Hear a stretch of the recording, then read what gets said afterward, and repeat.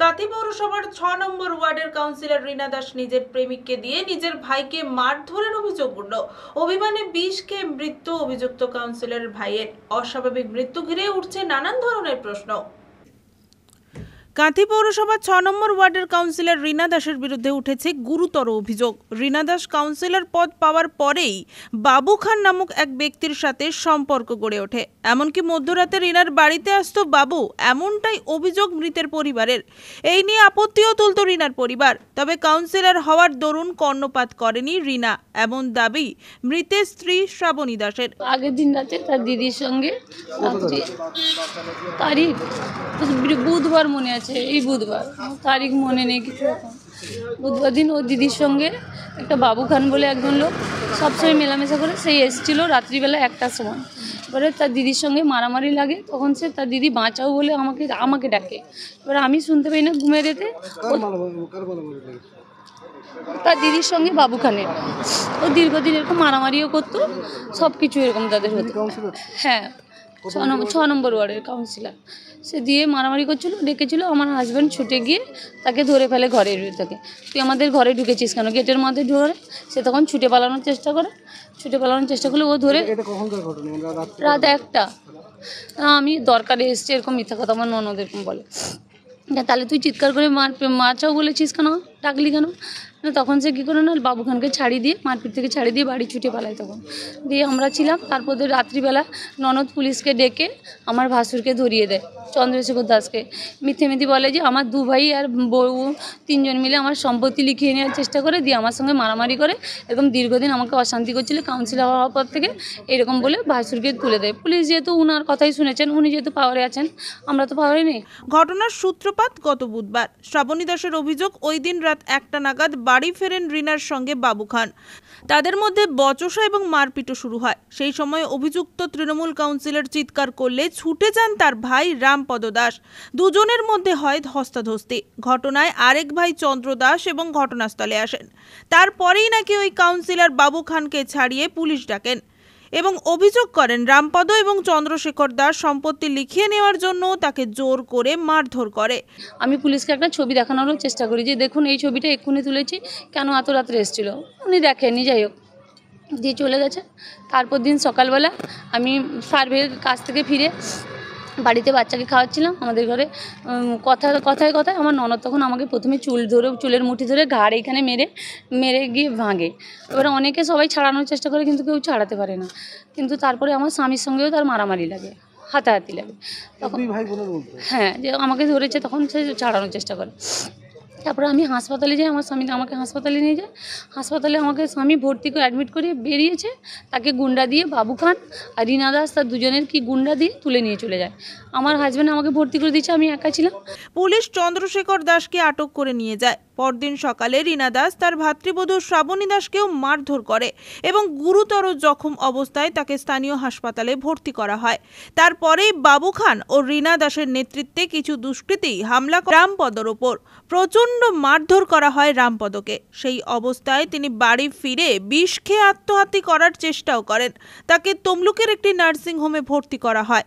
সোমবার সন্ধে নাগাদ রামপদ দাসের মৃত্যু হয়।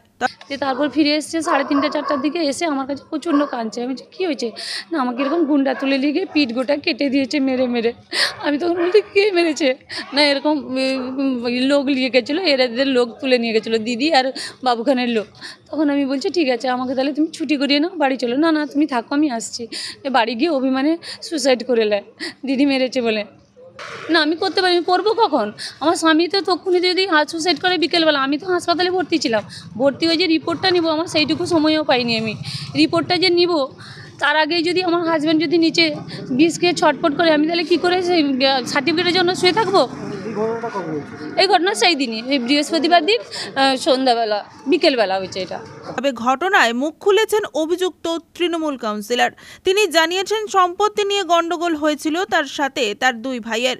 তার 2 ভাইকে সম্পত্তি না লিখে দেওয়ায় উল্টে তার 2 ভাই তার ওপরেই হামলা চালায়। কয়েকদিন আগে একটা মিথ্যা প্রচার চলছে মার্কেটে আমার বিরুদ্ধে। এই মিথ্যা প্রচার, এর কোনো ভিত্তি নেই, এর কোনো মানে নেই।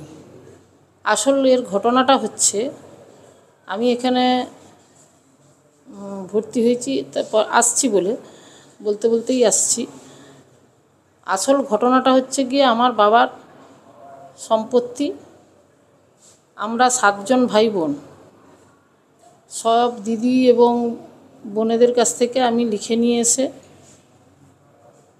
2 ভাইয়ের নামে, 2 ভাইকে ভালো রাখার জন্য তাদের নামে করে দিয়েছি, আর আমি একটু সামান্য অংশ রেখেছি আমার জন্য। মায়ের ভাগটাও দিয়ে দিয়েছি তাদেরকে, কিন্তু মাকে আমি রেখেছি। বাবা মারা যাবার পরে সমস্ত বাড়ির দেখভাল আমিই করি, কিন্তু কয়েকদিন ধরে চলছিল যে আমার জায়গাটা লিখে দিতে হবে 2 ভাইকে। এটা 2 ভাই এবং ছোট ভাইয়ের স্ত্রীর চাপ ছিল। আমি এতে রাজি হইনি। এই রাজি না হওয়ার দরুনে ভেতরে ভেতরে ব্যাপারটা চলছিল। হঠাৎ সেদিন আমি রাত্রেবেলা বাড়িতে ঢুকি, হঠাৎ দেখি মদ খেয়ে গিয়ে আমার 2 ভাই চন্দ্রশেখর দাস এবং রামপদ দাস, শ্রাবণী দাস এবং আরও 2-3 জন ব্যক্তিকে নিয়ে এসে আমার উপরে চড়াও হয়, দরজায় লাথি মারে, দরজা ভাঙার চেষ্টা করে, কাতান নিয়ে আসে, কুড়ুল নিয়ে আসে। তখন আমি কি করব নিরুপায় হয়ে আমাদের দলীয় কর্মী বাবু খানকে আমি প্রথমে ফোন করি। ফোন করলে বাবু খান আসে। এসে যখন বাবু খান আসে তখন আমার ভাইরা পালিয়ে যায়, সেখান থেকে সরে যায়, সেই জায়গাটা থেকে সরে গিয়ে একটু হয়তো এদিক ওদিক দাঁড়িয়েছে। তারপরে বাবুদা গিয়ে আমাকে বলে, হোক ঠিক আছে, যা হবার হয়ে গেছে, তোমার ভাইরা তো কই নেই, দেখতে পাচ্ছি না। ওই রাত্রেবেলা থানায় আসি।